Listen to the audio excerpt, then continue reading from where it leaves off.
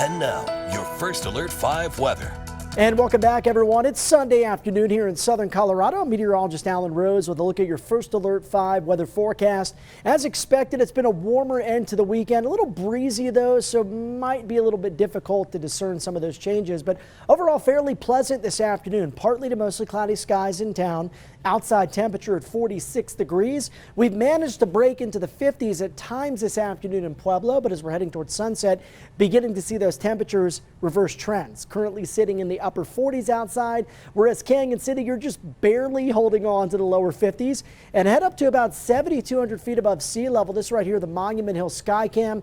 Current conditions here show that temperature in the upper 30s. We have a pretty broad area of low pressure this afternoon off the coast of Northern California and the Pacific Northwest. It's keeping this west to east zonal flow in place across the western third of the country, and that means some pretty active weather for areas to our west and still some action that'll impact the mountain areas here in southern Colorado, all across the state, in fact, for at least the next 3 to 5 days. The mountain areas should benefit the most from the periods of snow we'll see over the upcoming week. This is showing you the forecast modeling through Thursday morning. Check it out.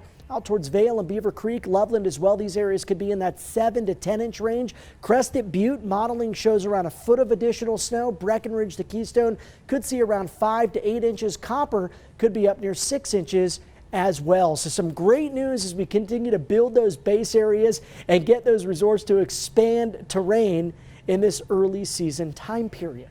Take a look at the futurecast as we make our way into the late night hours tonight. We will see some cloud cover that begins to thin out here across the eastern plains. At the same time, we get another disturbance that spreads that snow back into the continental divide, back across the central and northern mountain ranges. Overall tomorrow, not expecting that snow to reach us here in the plains. Again, we'll get some stronger breezes that push east across the I-25 corridor, and that will bring us warming. Again, temperatures up around 3 to 5 degrees warmer than what we saw this afternoon. That should put us into the mid-50s in the Springs, lower 60s expected under partly cloudy skies for the Steel City.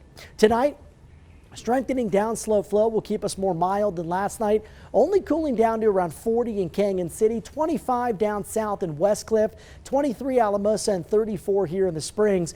With that warm up tomorrow, really a delightful looking start to the weekend, especially if you like the mild air this time of the year. If not, we bring in some cooler changes with a weak cold front Tuesday. That's going to shave off about 10 degrees, and then we stay in those mid to upper 40s throughout the rest of the week. Let's do a breakout here on Wednesday's Super 7-day forecast. You can see just a weak flurry chance as we head towards Wednesday night.